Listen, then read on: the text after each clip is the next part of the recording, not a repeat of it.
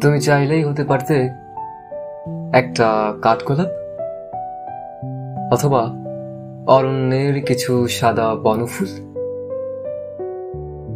ইচ্ছে করলেই আমি ছুটে যেতাম বনে, পরম আনন্দে তোমাকে শুনে দেখতাম কিছুক্ষণ। তুমি হতে পারতে আমার প্রিয় কোনো উপন্যাস, অথবা প্রীতিকর কোনো কবিতা। ইচ্ছে করলেই তোমাকে কণ্ঠ ভরে রোজ আবৃত্তি করতে পারতাম। তুমি চাইলেই হতে পারতে আমার শূন্য বুক পকেট, অথবা সেখানে রাখা কোনো চিঠি। টঙের দোকানে চায়ের কাপ হাতে তোমাকে আমি নিঃশব্দে পড়ে নিতে পারতাম।